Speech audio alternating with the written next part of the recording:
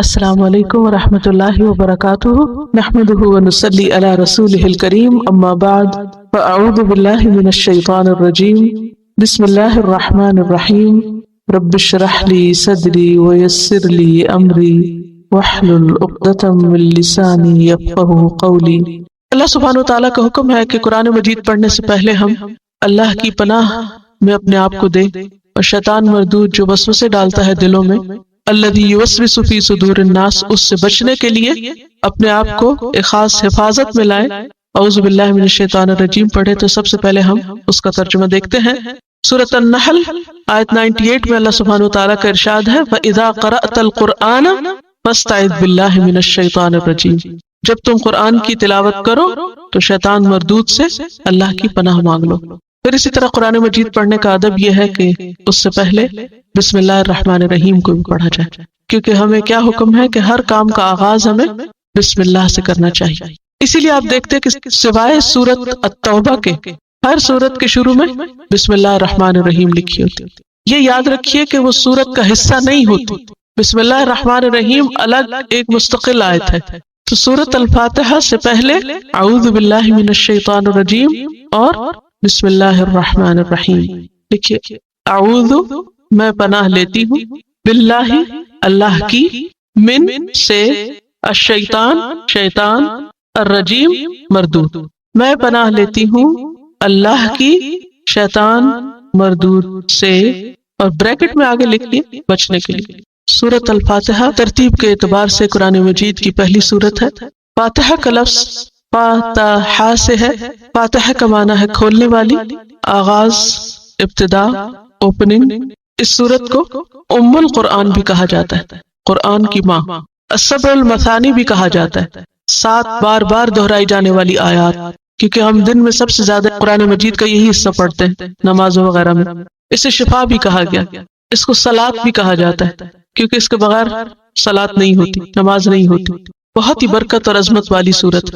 حدیث میں آتا ہے عن ابن عباس قال بینما رسول اللہ صلی اللہ علیہ وسلم وعنده جبریل علیہ السلام اذ سمع نقیزا فوقه فرفع جبریل علیہ السلام بصره الى السماء فقال هذا باب قد فتح من السماء ما فتح قط، قال فنزل منه ملك فأتى النبي صلى الله عليه وسلم فقال ابشر بنورين اوتيتهما لم يؤتهما نبي قبلك، فاتحة الكتاب وخواتیم سورة البقرہ، لم تقرأ حرفا منهما الا اعطيته۔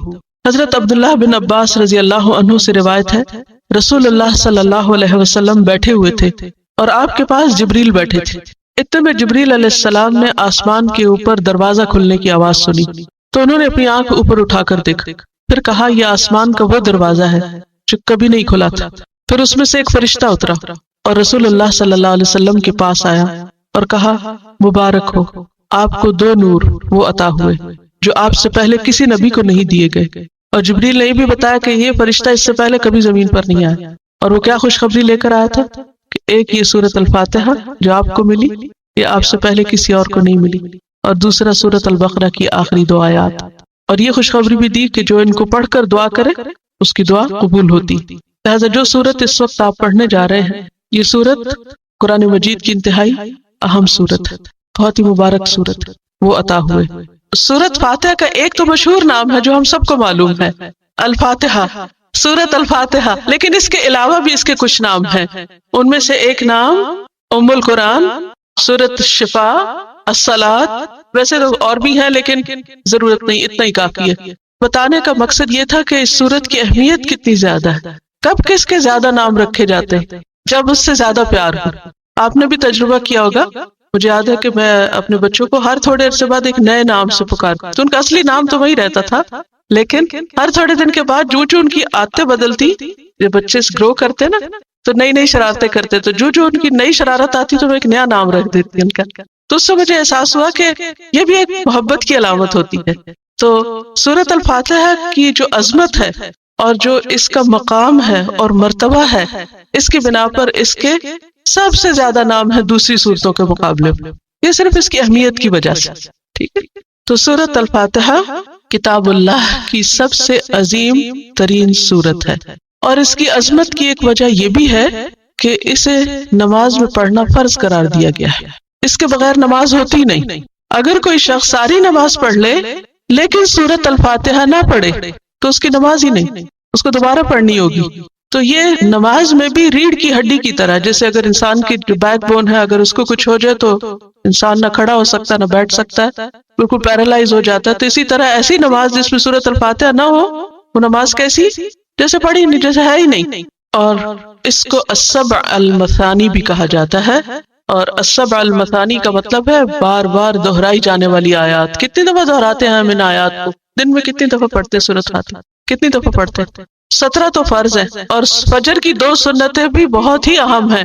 نبی صلی اللہ علیہ وسلم نہ ان کو کبھی سفر میں چھوڑتے تھے، نہ کبھی گھر میں، نہ بیماری میں، کسی حال میں فجر کی 2 سنتیں نہیں چھوڑتے تھے۔ تو 17 میں 2 اور ایڈ کر لیں تو کتنا ہو گیا؟ 17 + 2 19 ہو گئے۔ ایٹ لیسٹ 19 ٹائمز تو ہم پڑھتے ہی ہیں، لیکن ظاہر ہے کہ باقی سنتیں بھی بہت اہم ہیں، کیونکہ حدیث میں آتا ہے کہ جو شخص دن کی 12 سنتیں پوری کرے میں جنت میں اس کو گھر کی بشارت دیتا ہے۔ جنت میں گھر کا وعدہ ہے اس شخص کے لیے۔ ہم سب گھر چاہتے ہیں، ہر عورت کو گھر بنانے کا شوق ہوتا ہے، گھر خریدنے کا شوق ہوتا ہے۔ سب کو ہے یا کوئی نہیں؟ سب کو ہوتا ہے، ان کو فطری شوق ہے۔ یہ تو پرندوں میں بھی ہوتا ہے، جانوروں میں بھی ہوتا ہے، اس سے کوئی بری بات نہیں ہے۔ اور گھر بھی کیسا بنانے کا شوق ہوتا ہے؟ خوبصورت ترین۔ تو کوئی گھر جنت سے زیادہ خوبصورت نہیں۔ اور جب ایک وعدہ ہے، پرومس ہے کہ اگر تم یہ 12 پوری کر لو تو تمہیں یہ مل جائے گا، تو ہم اس کے لیے سستی کر جاتے ہیں، ادھر ادھر ہو جاتے ہیں۔ وہ فرض پورا ہو گیا، کافی، اتنا بھی کافی، اس سے زیادہ کیا۔ اگر آپ اپنے ساتھ تھوڑی سی غور و فکر کریں تو آپ دیکھیں کہ مثلا ظہر میں 4 سنتیں پڑھنے کے لیے کتنے منٹ لگیں گے؟ 5 7 8 میکسیمم 8 لگتے ہیں۔ اگر آرام سے پڑھے تو 8 منٹس لگتے ہیں۔ 8 منٹس تو کوئی مشکل نہیں، بہرحال عادت بنانے کی ضرورت ہے انشاءاللہ۔ تو سورت الفاتحہ قرآن پاک کی اہم ترین سورت ہے، اور اس کا مشہور نام فاتحہ اس لیے ہے کہ یہ فاتحۃ الکتاب ہے، فاتحۃ القرآن ہے۔ اس سے قرآن پاک کی اوپننگ ہوتی ہے، قرآن پاک کا آغاز ہوتا ہے۔ بسم اللہ الرحمن الرحیم، الحمد للہ رب العالمین۔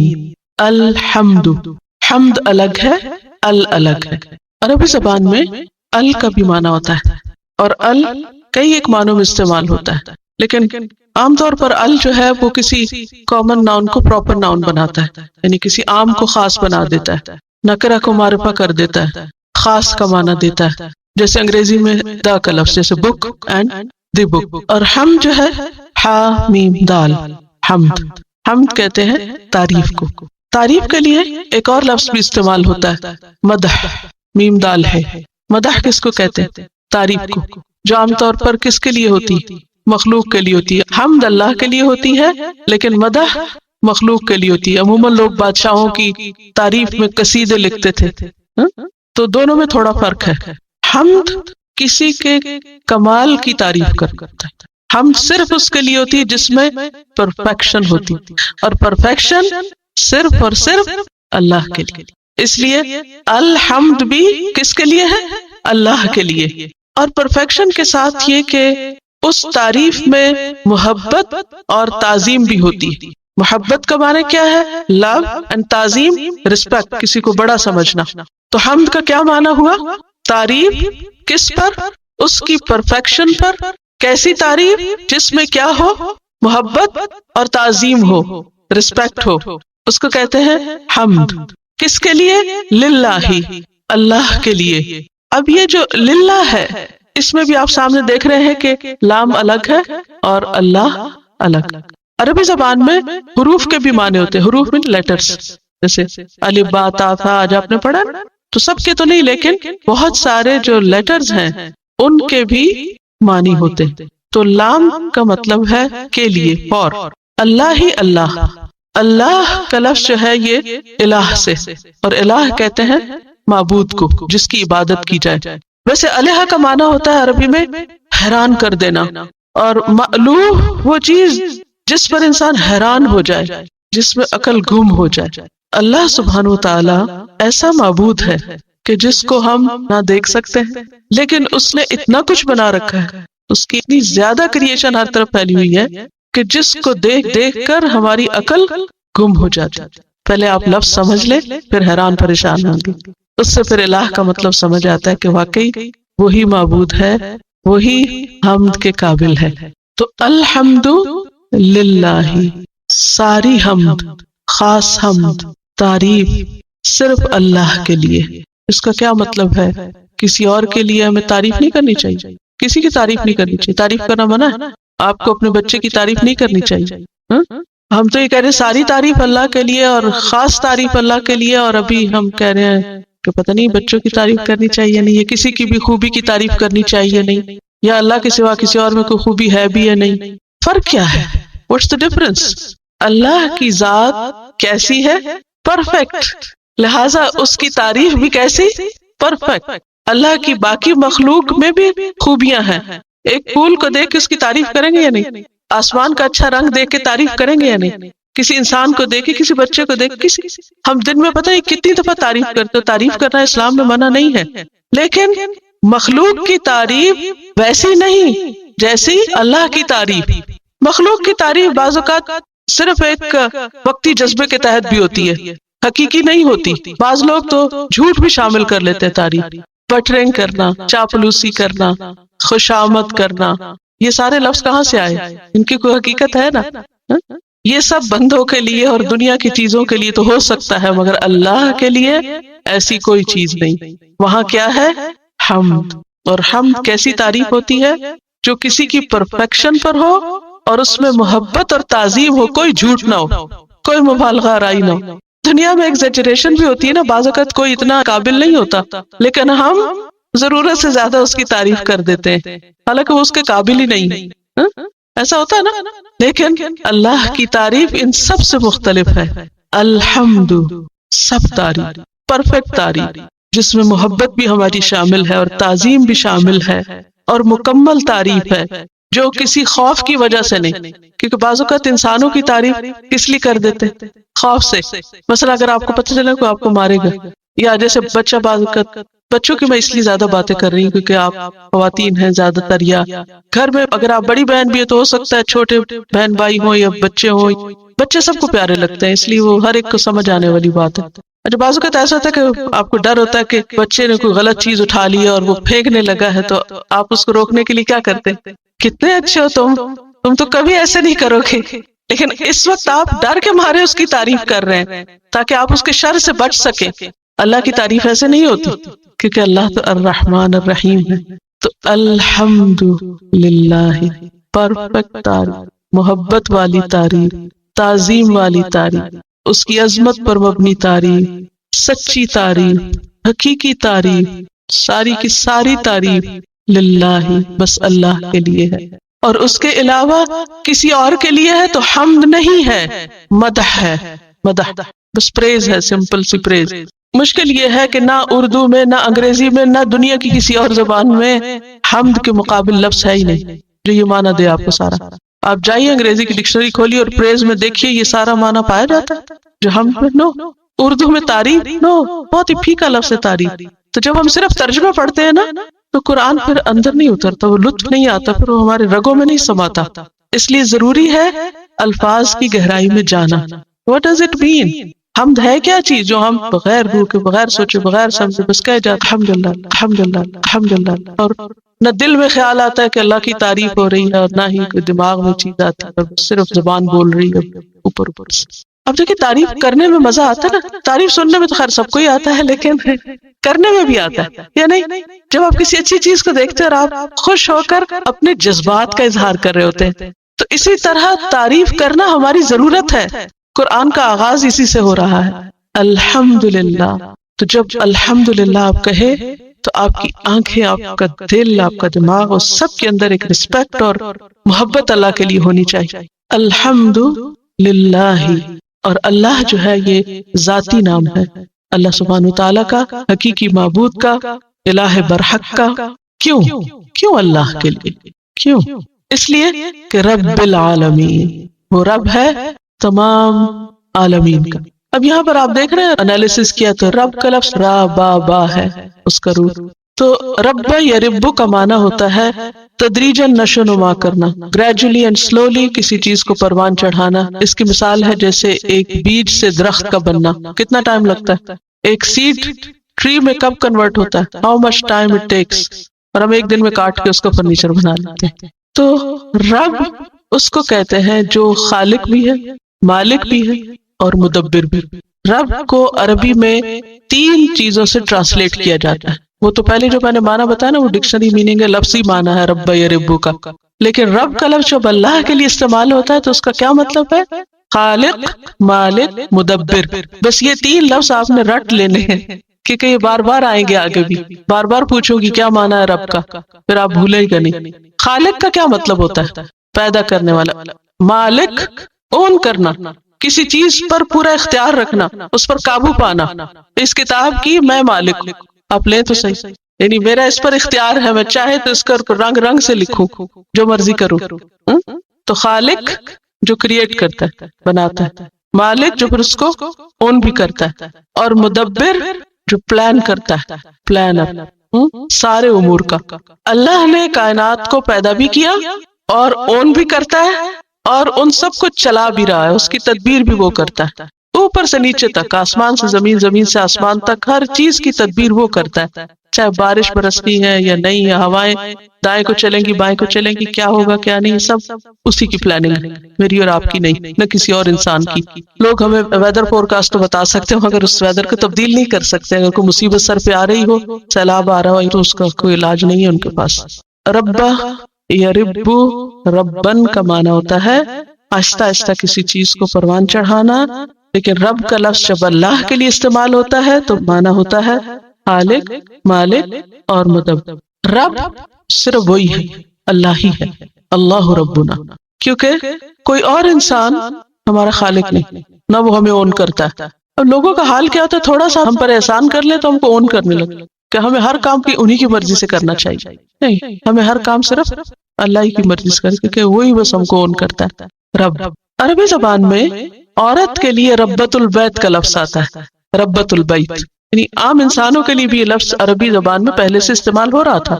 عورت کو ربۃ البیت کیوں کہتے ہیں؟ کیونکہ مینیجر ہے گھر کی، تو وہ اس کے لفظی معنوں میں ہے، اور اس کی مینجمنٹ ناقص ہے، جبکہ رب کی مینجمنٹ جو ہے اور اس کی پلاننگ اور اس کی کریشن جو ہے وہ ان لمیٹڈ۔ دیکھیں ہمارا حال کیا ہے، ایک گھر کو چلانا ہے مشکل، ایک دن سب ٹھیک کر کے رات کو ہر چیز اپنی جگہ پہ رکھ کے سوتے سب ٹھیک ہوگی، سویرے اٹھتے ہیں پھر وہی حال ہوتا ہے۔ جتنا مرضی پلان کر لیں، جتنی چاہے گھرداری سیکھ لیں، جتنا چاہے وقت لگا لیں، کچھ نہ کچھ گڑبڑ رہتی، کچھ نہ کچھ چھوٹ ہی جاتا، سارے ٹاسک پورے نہیں ہو پاتے۔ لیکن اس کے مقابلے میں اللہ سبحانہ وتعالیٰ کے لیے جب رب کا لفظ استعمال ہوتا ہے تو آپ دیکھیے کہ وہ سورج کو اپنے وقت پر نکالتا، ہم خود نکلنے میں لیٹ ہو جاتے ہیں، بچوں کو بھیجنے میں لیٹ ہو جاتے ہیں، لیکن اللہ سبحانہ وتعالیٰ وقت پر سورج نکالتا، وقت پر غروب ہوتا ہے، ہر چیز اپنی اپنی جگہ پر چل رہی، اسی کے حکم کے مطابق چل رہی، اور جتنا کچھ اس نے پیدا کیا ہے۔ عام طور پر یہ ہوتا ہے نا، گھر میں اگر ذرا مہمان آ جائیں اور زیادہ برتن نکل جائیں تو پھر دیکھیں عالم کیا ہوتا ہے، کہ وہ سب کو واپس رکھنے میں ایک مصیبت آئی ہوئی ہوتی، لیکن اللہ تعالیٰ کی کریشن۔ میں یہ کمپیریزن اس لیے گھر کا کریں کیونکہ آپ لوگ گھر چلاتے ہیں، اور یا اگر گھر نہیں آپ اس کو چلاتا تو کوئی بزنس چلاتا ہے، یا کوئی آفس یا اپنے ورک پلیس یا کسی بھی چیز جہاں بھی آپ کو مینجمنٹ کا کام کرتے ہیں، وہاں اس کی مثال کو آپ سامنے رکھیں، اور دوسری طرف اللہ سبحانہ وتعالیٰ کی پوری یونیورس کو پھر آپ کمپیئر کر لیجئے، اپنے گھر کو دیکھ لیجئے اور اس کے سامان کو اور جو کچھ اس میں آپ نے رکھا ہوا ہے، اور اللہ سبحانہ وتعالیٰ کی پوری کائنات کو۔ جو بڑے سے بڑا بزنس مین کسی کا بھی سوچ لیجئے دنیا میں، اگر کوئی ہے جس کو آپ مجھ سے زیادہ جانتے ہوں گے کہ اس کا بزنس ہم کتنے امپریس ہوتے ہیں، اتنا بڑا بزنس بلینز کا، اور عام طور پر لوگ مثال دیتے ہیں اس کے بتاتے رہتے ہیں کہ اب اتنا ہو گیا اس کے پاس، اور اتنا، اور ایسے مینج کرتا ہے، معلوم نہیں کیا کیا۔ اس کو سوچ لیجئے، ایک طرف بل گیٹ کو سوچ لیجئے، اور دوسری طرف پھر آپ دیکھیے کہ اصل رب کون ہے، اور اصل مدبر اور پلاننگ کرنے والا کون ہے، اور چلانے والا، اور اس کی اونرشپ کیا ہے، اور دنیا کے ان لوگوں کی اونرشپ کیا ہے، اور ہمیں کس سے متاثر ہونا چاہیے، اور کس کی بات ماننی چاہیے، اور کس کی طرف رجوع کرنا چاہیے۔ تو رب العالمین وہ صرف رب کسی خاص جگہ کا نہیں، کسی ایک ملک کا نہیں، کسی ایک انسان کا نہیں، کسی ایک قبیلے نسل کا نہیں، بلکہ العالمین. اور العالمین، عالمین کیا ہوتا ہے؟ عالمین یہ العالم کی جمع ہے، اور اس کا جو بیسک سٹرکچر ہے وہ عین لام میم ہے، روٹ اس کا عین لام میم ہے، اور اسی سے لفظ علم بنتا ہے. اور علم کہتے ہیں نشانی کو، علم نشانی کو کہتے ہیں، اور عالم اسی سے نکلا ہے. ہر وہ مخلوق جو اللہ کے وجود اور اس کی معرفت کی طرف ہماری رہنمائی کرے. عالم کیا چیز ہے؟ ہر وہ چیز، اللہ کی ہر وہ کریشن، چاہے وہ ہمارا سیل ہی کیوں نہیں، چھوٹے سے چھوٹی چیز، یا کوئی سورج کو لے لیجیے، درخت کو لے لیجیے، آسمان کو لے لیجیے، اللہ کی کریشن کی ہر چیز کیا ہے؟ علم، جس سے ہمیں کیا پتہ چلتا ہے؟ کریٹر کا پتہ چلتا ہے. تو علم نشانی جو ہمیں کریٹر کی طرف رہنمائی کرے، اس کی پہچان کرائے. تو اللہ کے سوا باقی ساری چیزیں کیا ہے؟ عالم ہے. کریٹر ایک ہے اور باقی ساری اس کی کریشن ہے. تو اس کی کریشن میں سے جو بھی کوئی چیز ہم کو نظر آتی ہے جس سے ہمیں اس کی پہچان ہوتی ہے، یا جو ہمیں اس کی طرف لے جاتی ہے، ویسے تو ہر چیز ہی لے جاتی ہے، الگ بات ہم کو نظر نہ آئے، تو وہ سب کیا ہے؟ عالم. سمجھ آئی کیا ہے عالم؟ عالم کا چلیے عالمین کا سنگولر کیا ہے؟ عالم. عالم کا روٹ کیا ہے؟ عین لام میم. عین لام میم سے علم بنتا ہے. علم کس کو کہتے ہیں؟ نشانی. آپ نے اردو میں بھی علم کا لفظ جھنڈے کے لیے سنا ہوگا. سوال ہوتا ہے وہ کس لیے ہوتا ہے؟ جھنڈا کیوں اٹھاتے ہیں لوگ؟ نشانی. بس اب یاد رہے گا آپ کو. تو علم، عالم، نشانیاں جس سے کیا پتہ چلے؟ خالق کا پتہ چلے. اور مراد اس سے کیا ہے؟ ساری کریشن. تو رب العالمین وہ جو خالق ہے ساری یونیورس کا، اس سب کو اون بھی کرتا ہے اور پھر ان سب کی پلاننگ بھی اس کو چلا بھی رہا ہے. اب آپ دیکھیے، میرا سوال آپ سے یہ ہے کہ اللہ کی تعریف کیوں کی جائے؟ الحمدللہ کیوں؟ اس لیے کہ وہ رب العالمین، ہر چیز کو اس نے پیدا کیا، کسی اور نے کیا. آپ کہیں گے نہیں میں نے بھی فلاں چیز بنائی ہے، فلاں چیز لکھا ہے، میں کھانا بنا سکتی ہوں، میں کپڑا سی سکتی ہوں، فلاں بہت کریٹو ہے. یہ کتنا زیادہ استعمال ہوتا ہے. شی از ویری کریٹو، روز نئی نئی چیزیں بناتی. She is creative in making food, creative writing, creative پتہ نہیں کیا کچھ. تو انسان بھی کریٹو ہو سکتا ہے، کریٹو ہو سکتا ہے، مگر ناقص ہے. اس کی کریشن میں نقص ہے، اس کی کریشن اوریجنل نہیں ہے. ہم عموماً کریٹو چیز کہتے ہیں اوریجنل ہو، حالانکہ اوریجنل کچھ بھی نہیں. اگر کسی نے کوئی نئی ریسیپی ایجاد کر لی تو وہ جو انگریڈینٹس ہیں وہ کہاں سے آئے؟ وہ تو اس نے خود نہیں اگایا یا بنائے، وہ تو ریڈی میڈ ہی لی ہے نا چیزیں. تو صرف کسی چیز کو نئے طریقے سے مکس کرنے کا نام کریٹیوٹی ہو گیا، یا کوئی ایک نیا اچھوتا خیال لے آنے کا نام کریٹیوٹی ہے؟ نہیں. اصل کریٹر وہ ہے جو اوریجنیٹر بھی ہے، اور کریٹر وہ ہوتا ہے جو کچھ نہ سے کچھ بنائے. کچھ چیزوں سے کچھ اور بنا لینا یہ کریٹو ہونا نہیں ہے. میری بات سمجھ میں آ رہی؟ دنیا میں جتنے بھی کریٹر ہیں وہ دراصل اللہ کی کریشن کو اسمبل کر رہے ہیں. بس ان کو نیا نیا شکل دیتے، بس شیپ دیتے رہتے ہیں، اسمبل کرتے رہتے ہیں، کچھ سے کچھ ملاتے، کبھی ادھر ملا دیتے، پھر ان کو ادھر کہیں اور ملا دیتے، پھر کچھ اور بنا لیتے ہیں. بس یہ کچھ کر رہے ہیں. یہ کریٹر ہونا نہیں، اور یہ کریٹو ہونا ایکچولی نہیں ہے. تو سب تعریف اللہ کے لیے، کیونکہ وہ رب العالمین ہے، ہر چیز اسی نے بنائی ہے، اس لیے سب سے زیادہ تعریف اسی کی. اس سے ایک بات یہ پتہ چلتی ہے کہ اللہ کے علاوہ جو بھی ہے، چاہے وہ پیغمبر ہیں، چاہے فرشتے ہیں، چاہے اولیاء اللہ ہیں، وہ سب بھی اللہ ہی کے بنائے ہوئے. وہ اللہ کے شریک نہیں ہیں، اللہ کے مقابل نہیں ہیں، اور اللہ کے محتاج ہیں.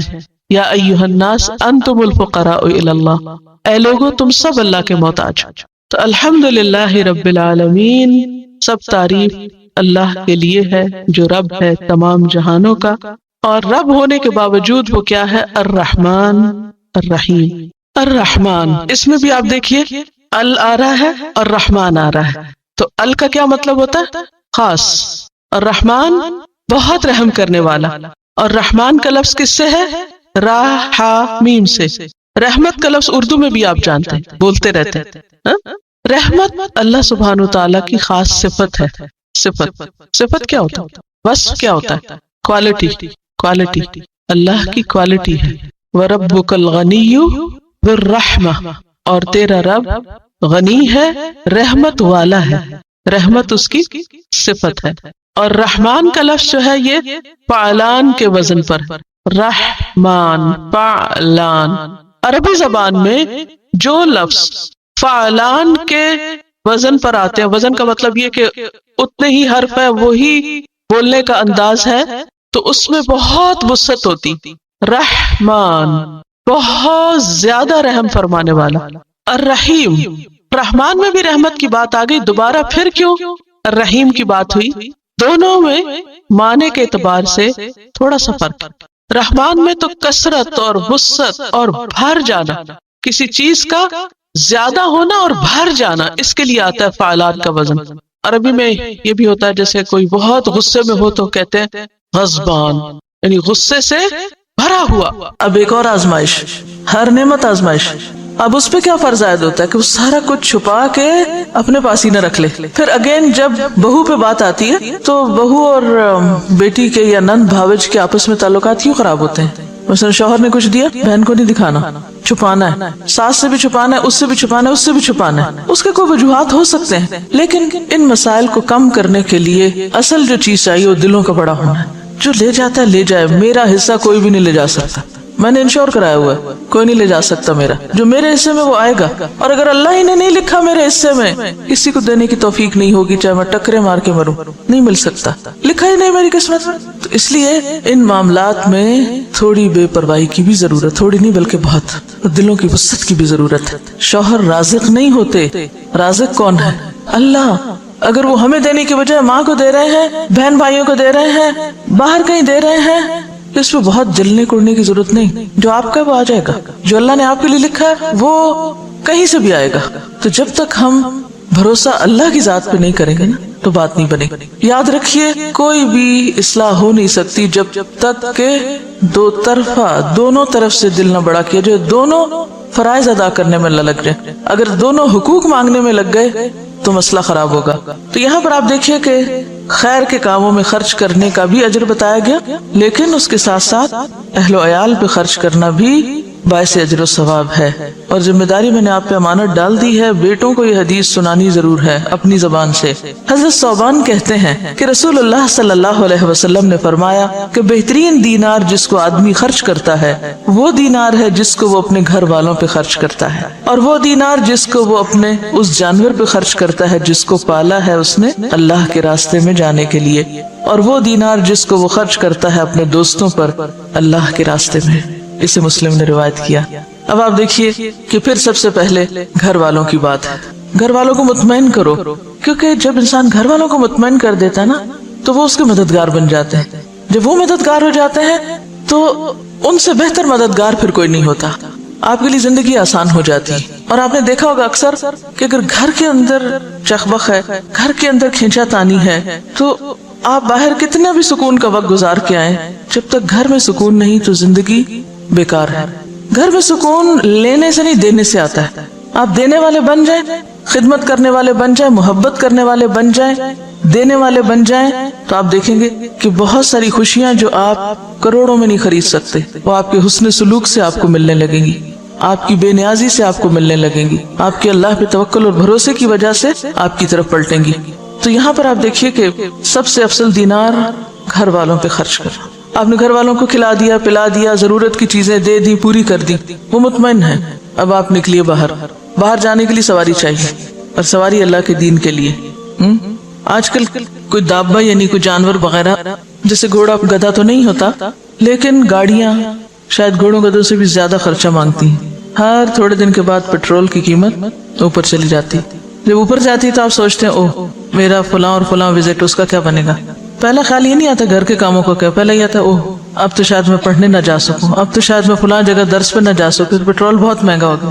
اب یہ جو آپ صدقہ باہر ادھر ادھر کرتے رہتے ہیں، وہ صدقہ اپنے ہی گاڑی میں کریں یا گاڑی کی مرمت. آپ کو پتا ہے کہ گاڑی کی مرمت بھی پھر ہزاروں مانگتی ہے، اسی گاڑی پہ لگائیں. اگر آپ کو کسی اور کو دینے کی نہیں بھی فرصت ملی تو جو گاڑی آپ اللہ کے راستے میں استعمال کر رہے ہیں وہ پیٹرول کھائے یا موبائل یا پھر مرمت، CNG واٹ ایور، وہ کیا ہے؟ فی سبیل اللہ، صدقہ ہے. گاڑی پر لگانا صدقہ ہے. اور اگر آپ صدقے کی نیت سے لگائیں گے کہ یار اب یہ سواری اللہ کے راستے میں مجھے دور دور لے جاتی ہے تو بہترین صدقہ ہے. اور پھر اور بھی اچھا اگر اس گاڑی پہ آپ کچھ اور لوگوں کو بھی سوار کر لیں یا کسی کو دے دیں استعمال کے لیے. وَدِينَارٌ يُنْفِقُهُ عَلَىٰ أَصْحَابِهِ فِي سَبِيلِ اللَّهِ. اب جب آپ اللہ کے راستے میں نکلتے تو اکیلے کہاں نکلیں گے؟ اکیلے تو نہیں نکل سکتے، ساتھ ہوں گے نا ساتھی. جب ساتھی ساتھ ہوں گے، کسی کو کھانا چاہیے، کسی کو سواری چاہیے، کسی کو کتاب چاہیے، کسی کو کچھ چاہیے. پہلے گھر والوں کو مطمئن کیا، پھر راستے کا انتظام کیا، پھر جہاں گئے وہاں جو آپ کے ساتھی ہیں ان کی ضروریات کا خیال رکھا. بہترین صدقہ. آپ کو حدیث یاد ہے جس میں آتا ہے کہ بندوں کی محبت اگر چاہیے تو کیا کرو؟ جو کچھ بندوں کے ہاتھ میں ہے اس سے بے نیاز ہو جائے. بندے تم سے محبت کرنے لگیں گے، اور جب تک تم بندوں کے ہاتھ کی چیز کے پیچھے پڑے رہو گے محبت نہیں ملے گی ان سے. اور ونس وہ محبت کرنے لگ جائیں تو پھر آپ دیکھیں ان سے آپ کچھ بھی کروا سکتے ہیں، پھر مشکل نہیں ہوگا. ہم گھر والوں سے کھینچا تانی جب رکھتے ہیں تو نتیجتاً نہ وہ ہماری مانتے نہ ہم ان کی مانتے ہیں. تو گھروں کی کشمکش دور کرنا ضروری ہے، اور اس کے لیے مال اہم کردار ادا کرتا ہے. جو دینے والے نہیں ان کو دے کر سکھائیں. بعض لوگوں کو دینا آتا ہی نہیں، سیکھا ہی نہیں، بچپن سے ہی بخل پہ ٹریننگ ہے. اور سب سے بڑی بات ہی نا کہ اگر ماں باپ صرف یہ چند حدیثیں بھی بچوں کو سکھا دیں، بچپن میں ہی ذہن میں ڈال دیں، تو آپ دیکھیں گے کہ بڑے ہو کر وہ دل اتنے تنگ نہیں رہیں گے. اور جو ماں باپ یہ سکھائیں کہ نہیں بس جمع کرو، اکٹھے کرو، بچاؤ، کسی کو دینے کی ضرورت نہیں، پہلے اپنا آپ دیکھو، کیونکہ عموماً تو ٹریننگ اسی ڈھنگ پہ ہوتی ہے نا. تو پھر بڑے ہو کر عادت ہی نہیں ہوتی دینے کی، لہٰذا گھروں کے اندر ایک مسلسل جنگ کی کیفیت رہتی، رونا دھونا باقی رہتا ہے. عملی طور پر بچوں کے ہاتھ سے دلوانا شروع کریں، بہن بھائیوں کو دلوائیں، کیونکہ عام طور پر فقیر کو پھر بھی دے دیتے ہیں بچے، لیکن بہن بھائی کو چیز نہیں دیں گے. تو بہن بھائیوں میں شیئرنگ کی عادت ڈالیں، یہ چیز تمہارے لیے اور یہ چیز سب کے لیے. ہمارے والد جب کوئی چیز گھر میں لاتے تو بچوں سے کہتے سب کو تقسیم کرو، کوئی ڈرائی فروٹ ہو، کچھ بھی، تو کہتے اچھا آج فلاں تم ادھر آؤ، سب کو دو. اس سے دینے کی عادت پڑتی اور اپنوں کو دینے کی عادت پڑتی، ورنہ انسان اپنوں کو دینے میں بعض اوقات زیادہ بخیل ہوتا ہے. دسترخوان سے یہ ٹریننگ شروع کی جائے. ہمارے والد ہمیں کہتے تھے کہ عید تمہیں رمضان میں مل جائے گی، کیونکہ رمضان میں ثواب زیادہ ہوتا ہے، تو میں تم لوگوں کو عید رمضان میں دینا چاہتا ہوں. ہمیں ہمیشہ عید ایک دن پہلے مل جاتی تھی، 2 دن پہلے. جب مل جاتی تھی تو پھر کہتے تھے اب تم اللہ کے راستے میں نہیں دو گے، پھر ہم ہی سے نکلواتے تھے. تو اس وقت تو دل بہت تھوڑا ہوتا تھا کہ یہ کیا مشکل ہے. تو یہ ہے کہ گھر میں کوئی ایسی چیز رکھ لیں جس میں ڈالتے جائیں بچے، کوائنز ڈالنے کا، کوئی برتن، کوئی پاٹ، کوئی اینی تھنگ. اور پھر جب وہ بھر جائے تو پھر جا کے خود اپنے ہاتھ سے خرچ کریں، یعنی اللہ کے راستے میں دیں، جہاں بھی دلوانا ہو آپ کو. تو ہمیں بھی کیا کرنا ہے؟ اللہ سبحانہ و تعالیٰ کے بتائے ہوئے راستے پر چلتے جانا ہے. وَسَارِعُوا، دوڑ کے چلو، الی مغفرۃ من ربکم، اپنے رب کی بخشش کی طرف، وجنت، اور جنت کی طرف، عرضها السماوات والارض، اتنی بڑی ہے جنت کہ جس کی وڈتھ ہی یا اس کا عرض آسمان و زمین برابر ہے. اعدت للمتقین، جو اللہ سے ڈرنے والوں کے لیے تیار کی گئی. کون ہے وہ؟ ان کی کیا خوبیاں ہیں، کیا صفات ہیں؟ الذین ينفقون فی السراء والضراء، کہ وہ دینے والے ہیں خوشی میں بھی اور تکلیف میں بھی، ہر حال میں وہ خرچ کرنے والے ہیں، لوگوں پر، اپنے پر، دوسروں پر، ضرورت کے وقت، دوسروں پر احسان کرتے وقت. اور کیا کرتے ہیں؟ والکاظمین الغیظ، یعنی کہ کچھ تو دینے والے ہیں اور کچھ روکنے والے ہیں. روکتے کیا ہیں؟ غصے کو روکنے والے ہیں. اور صرف غصہ ہی نہیں روک کے رکھتے، اپنے اندر ہی نہیں بھر کے رکھتے، بلکہ دے لیٹ اٹ گو. والعافین عن الناس، وہ لوگوں کو معاف کرنے والے ہیں. واللہ یحب المحسنین، اللہ محسنین سے محبت کرتا ہے. تو ایسے لوگ متقین بھی ہیں اور محسنین بھی ہیں، اور اللہ سبحانہ تعالیٰ کی محبت کے مستحق بھی ہیں. صرف 3 باتیں یہاں کہی گئی ہیں، ایک انفاق، اور ایک غصے کو روکنا، اور تیسرا لوگوں کو معاف کر دینا. کسی کو معاف کرنے کی ضرورت کب پیش آتی؟ جب کوئی غلطی کرتا ہے. ایسا تو نہیں ہوتا کہ آپ سے اچھا کرے اور آپ کو میں تو معاف کیا تمہیں، یہ تو نہیں ہوتا نا. تو اس کا مطلب یہ ہے کہ لوگ آپ سے زیادتی کریں گے، لوگ آپ کے ساتھ غلط کریں گے، لوگ آپ کو ناراض کریں گے، لوگ آپ کو غصہ دلائیں گے، لوگ آپ سے ناجائز فرمائشیں کریں گے. تو ایسے مواقع پر کیا کرنا ہے؟ خواہ غصہ آئے یا نہ آئے، خواہ دل چاہے یا نہ چاہے، اللہ سبحانہ و تعالیٰ کی محبت حاصل کرنے کے لیے کیا کرنا ہے؟ معاف کر دینا ہے، درگزر کرنا. کیوں؟ اس لیے کہ جب انسان معاف کر دیتا ہے تو معاملہ ختم ہو جاتا ہے، جھگڑا ختم ہو جاتا ہے، دل صاف ہو جاتے ہیں، بوجھ اتر جاتے ہیں. اور اگر انسان معاف نہیں کرتا، بدلہ لینے اور انتقام لینے پر ہی ٹھن جاتا ہے، تو اس میں دو احتمال ہوتے ہیں. ایک تو یہ ہے کہ بہت ممکن ہے کہ انسان زیادتی کر بیٹھے بدلہ لیتے لیتے، کیونکہ خصوصاً جب غصے میں ہوتا ہے انسان اور بدلہ لینے پہ تل جاتا ہے تو پھر کیا صرف اس حد پہ رکتا ہے جہاں اس کو رک جانا چاہیے؟ کیا کرتا ہے؟ زیادتی کر جاتا ہے. اب جو ہی وہ زیادتی کرے تو وہ ظالم ہو گیا. دوسری چیز کیا ہے کہ جب انسان انتقام لیتا ہے، بدلہ لیتا ہے، تو اس سے دوسرے کے دل میں ایک بغض اور ایک نفرت پیدا ہو جاتی. ہاں وہی ظالم ہوتا ہے، وہی غلط کار ہوتا ہے، لیکن آپ کے اس رویے کی وجہ سے وہ مسئلہ ختم نہیں ہوتا، وہ مسئلہ بڑھ جاتا ہے. وہ ناراضگیاں مدتوں تک بڑھی رہتی ہیں، یعنی پکی ہو جاتی ہیں، اور انسان کی زندگی پھر صرف اسی تانے بانے میں گزر جاتی کہ اس نے کیا کیا اور میں نے کیا کیا. تانا بانے اسی کو کہتے ہیں نا، کہ اس نے کیا کیا میں نے کیا کیا، اب اس کے ساتھ کیا کرنا ہے، اس کے ساتھ کیا کرنا ہے، اور اس کا بدلہ کیسے لینا ہے، اب اس نے مجھے یہ کہا ہے تو میں نے اس کا جواب کیسے دینا ہے. اور بعض اوقات ہم غصے میں جواب دے دیتے ہیں، بعض اوقات ہم سوچنے میں وقت لگا دیتے ہیں کہ کیا جواب دوں کہ دوسرا تل ملا کے رہ جائے، تڑپ اٹھے، جیسے اس نے میرے ساتھ کیا میں اس سے زیادہ اس کو مزہ چکھا دوں. ٹھیک ہے، جتنا کوئی آپ کے ساتھ زیادتی کرے اتنا بدلہ آپ لے سکتے ہیں، لیکن قرآن مجید میں ہر جگہ اللہ سبحانہ وتعالیٰ معاف کرنے کی بات کرتے ہیں، خصوصاً معاملہ جب اپنی ذات کا ہو. ہاں اللہ کے دین کی حدیں کوئی توڑ رہا ہو، ان کو پامال کر رہا ہو، تو اللہ کی خاطر اس سے بدلہ لیا جا سکتا ہے، اس کو اس برائی سے روکا جائے گا، زیادتی سے روکا جائے گا، اس ایگریشن کو ختم کیا جائے گا. لیکن جہاں تک معاف کرنے کا تعلق ہے تو یہ خاص طور پر اپنی ذات کے لیے جو بدلہ لینا ہے، اس میں نبی صلی اللہ علیہ وسلم کا اپنا طریقہ بھی یہی تھا اور آپ کی تعلیم بھی یہی ہے. ٹھیک ہے، اور بہت دفعہ ایسا بھی ہوا کہ آپ نے دین کے دشمنوں کو بھی معاف کیا جہاں معاف کرنا فائدہ مند تھا. مثلا فتح مکہ کے موقع پر آپ نے کیا کیا؟ وہ لوگ جنہوں نے آپ کو مکہ سے نکالا تھا ان کے ساتھ آپ نے کیا سلوک کیا؟ کیا کہا؟ لا تثریب علیکم اليوم اذهبوا انتم الطلقاء یغفر اللہ لنا ولکم. جاؤ تم سب آزاد ہو، آج تم پر کوئی مواخذہ نہیں، اللہ ہمیں بھی معاف کر دے، تم کو بھی معاف کر دے. اور کوئی واقعہ سیرت کا یاد کرے، کس موقع پر آپ نے معاف کیا؟ طائف کے موقع پر، جبکہ آپ کے سامنے کھلی آپشن تھی، جبریل آئے تھے کہ آپ اجازت دیجئے اور ان کو دو پہاڑوں کے درمیان میں پیس کے رکھ دیتے، لیکن آپ نے معاف کر دیا. اس کا نتیجہ کیا نکلا کہ ان کی اولادوں میں سے بہت سارے لوگ پھر دین کے مددگار بنے. اور کوئی واقعہ یاد کیجئے.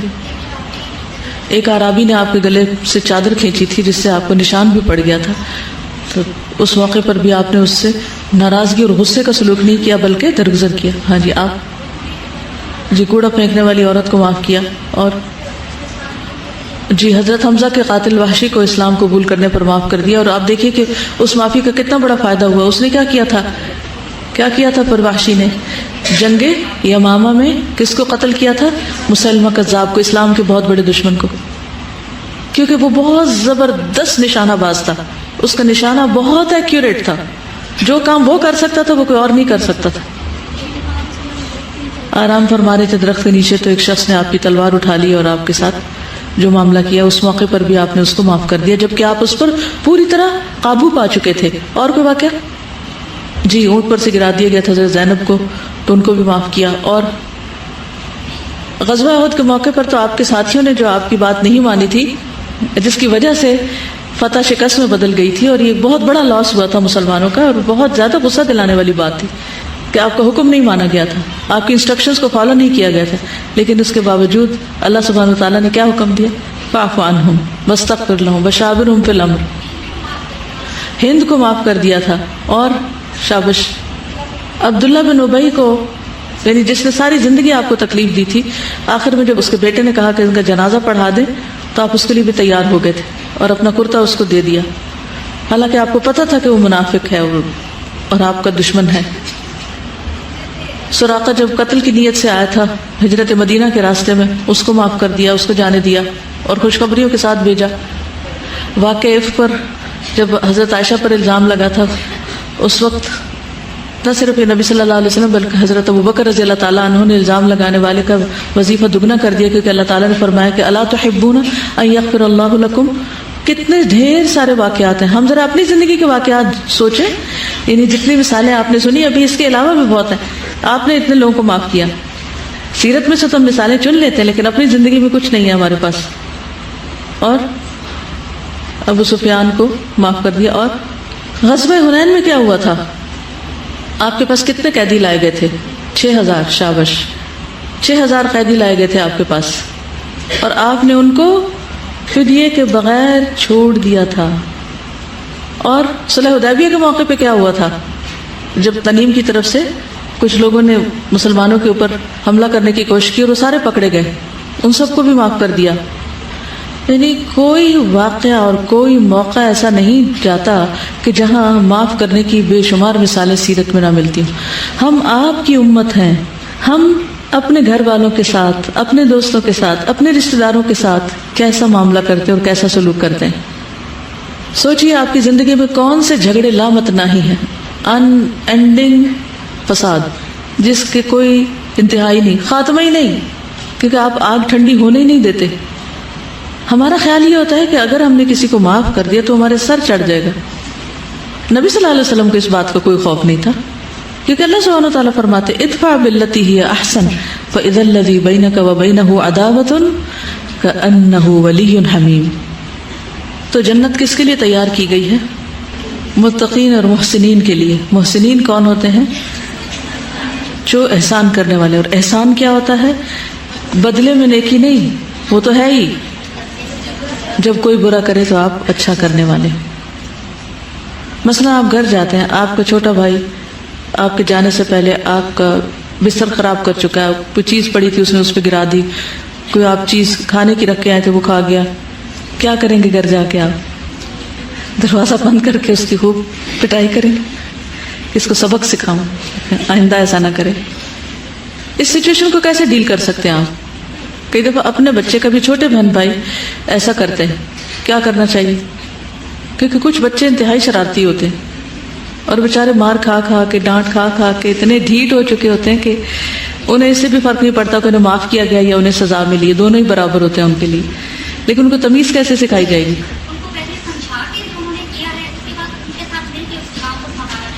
ہاں یہ بھی ٹھیک ہے, ان کو پہلے سمجھایا جائے, لیکن ابھی تو ان کا ذہن پریشان ہے, وہ سمجھنے کی کیفیت نہیں ہے ان میں, کہ اس وقت وہ اپنے دفاع میں لگا ہوا ان کا ذہن, کیونکہ وہ ڈرے ہوئے ہیں. تو جب کسی کا ذہن کسی اور طرف لگا ہوا اور آپ سمجھا رہے ہو تو وہ ورڈز اوپر سے گزر جاتے ہیں. کیا کریں گے؟ Reverse psychology. وہ کیا؟ اچھا اور کرو. سب سے پہلے جو آسان طریقہ ہوتا ہے, سب سے پہلے معاملے کی حقیقت معلوم کی جائے کہ ہوا کیا تھا. کیونکہ بعض اوقات ہم صرف اتنی معلومات کافی سمجھتے کہ فلاں نے کیا تھا, یہ نہیں جاننا چاہتے کہ کیوں کیا تھا, ہوا کیا, کیا وجہ بنی. کیونکہ بعض اوقات جب اکیلے ہوتے ہیں نا بچے, وہ کچھ نہیں کرتے, لیکن گھر میں کوئی اور بچہ آ جائے تو اس کے ساتھ مل کے شرارتیں کرتے ہیں, پھر وہ ایک دوسرے کو بلیم کرنے لگتے ہیں. تو سب سے پہلے انہی سے پوچھنا چاہیے کہ یہ کیا ہوا ہے, اور اس کے لیے آپ کو اپنا غصہ کنٹرول کرنا پڑے گا. اگر آپ غصے میں پوچھیں گے نا یہ کیا کیا تم نے, یہ کیوں کیا تم نے, تو کیا صحیح جواب ملے گا؟ نہیں ملے گا. تو اس وقت آپ کو صحیح جواب جاننے کی ضرورت ہے تاکہ آئندہ کے لیے بھی آپ محتاط ہوں اور ان کی اصلاح بھی کر سکیں. ہو سکتا ہے کہ کسی نے ان سے کہا کہ فلاں چیز اتار کے لاؤ, اور اتارتے اتارتے ان سے گر گئی ہو, یہ بھی ہو سکتا نا. تو بہت سی چیزیں, بہت سے واقعات جن پر ہم غضبناک ہو جاتے ہیں, ان کی حقیقت کچھ اور ہوتی ہے, معاملہ کچھ اور ہوتا ہے, اور ہمیں کچھ اور نظر آ رہا ہوتا ہے, لہٰذا ہم آؤ دیکھ نہ تاؤ اور ہم ایک ایکشن شروع کر دیتے ہیں جس کے نتیجے میں اور فساد بڑھ اٹھتا ہے. تو اس لیے کبھی بھی اگر آپ یہ سلجھانا چاہیں, بچوں کی اصلاح کرنا چاہیں, تو پہلے معلوم کریں کہ اس نے کیا کیوں, اور پھر اس کے بعد ان سے کہیں کہ اب یہ ٹھیک کیسے ہوگا. انہی سے پوچھیں اب اسے کیسے ٹھیک کریں گے, تو وہ بتائیں گے اس کو دھو لیتے ہیں. تو ان سے کہیں چلے دھوئیں, آئیں دھوتے ہیں اس کو. اب جب ان سے آپ سارا ریوائنڈ کرائیں گے, سب کچھ ان سے ٹھیک کرائیں گے, ان سے دھلوائیں گے, ان کو کام لگائیں گے, تو پھر آئندہ سے سوچ سمجھ کے کریں گے. اچھا مائیں کیا ہوتی ہیں؟ غضبناک ہو کے خوب غصہ نکال کے ٹھنڈی ہو جاتی ہے اور اس کے بعد سارا کام خود کرتی ہیں, اور بچے کو کوئی نصیحت نہیں ہوتی, کیونکہ انہیں اتنی تیزی سے بولے ہوئے نصیحت کے الفاظ پوری طرح سمجھ بھی نہیں آتے کہ کہا کیا گیا. کیونکہ ہم اپنی سپیڈ پہ بولتے ہیں, ہم یہ نہیں دیکھتے کہ اس وقت بچے کا لیول کیا ہے, اس کو کس رفتار سے گفتگو کا فائدہ ہوگا. اس کے نتیجے میں وہ کبھی نہیں سمجھتے. اور میں نے اکثر دیکھا ہے کہ ماں اور بچوں کے درمیان ایک جنگ چل رہی ہوتی ہے. وہ ایک چیز یہاں رکھتے ہیں، وہ وہاں سے اٹھا لیتے، وہ وہاں پکڑ رکھتے، وہ ہر وقت روک ٹوک ادھر نہ جاؤ، وہ نہ کرو، یہ نہ کرو، وہ نہ کرو. بس اسی میں ان کی زندگی کھپ جاتی. اور وہ ایک دن ان کو تمیز نہیں سکھا پاتی کہ کس طرح اس بچے کو سمجھایا جائے کہ یہ نہیں کرنا تاکہ وہ چیز وہیں ہو اور بچہ وہ نہیں کرے جو اسے نہیں کرنا چاہیے. کیونکہ اس کو ایکسپلور کرنا ہے، بعض چیزوں کو ڈھونڈنا بھی ہے، تجسس بھی ہے اس کے اندر. تو اس کو ایک حد تک کچھ کرنے بھی دیں، مہلت بھی دیں کہ وہ کچھ خرابی کر سکے. تو ایسی صورت میں جب تک وہ غلطی نہیں کریں گے وہ سیکھیں گے بھی نہیں. تو ایز لانگ ایز وہ غلطی بہت بڑی نہیں، وہ سیکھنے والے ہیں، تو تھوڑا سا اگر کچھ گرا دیں گے، کچھ خراب کر دیں گے تو کوئی بہت بڑی بات نہیں. مثلا بچہ جب کھانا سیکھتا ہے، کچھ مائیں ہوتی ہیں نا بچوں کو فینسی کپڑے پہناتی رہتی، پھر اس کے بعد اگر وہ کچھ کھانے لگتے تو انہیں ہاتھ سے چمچ نہیں پکڑنے دیتی، کہتے میں خود کھلاؤں گی، پھر وہ ساری زندگی خود ہی کھلاتی رہتی.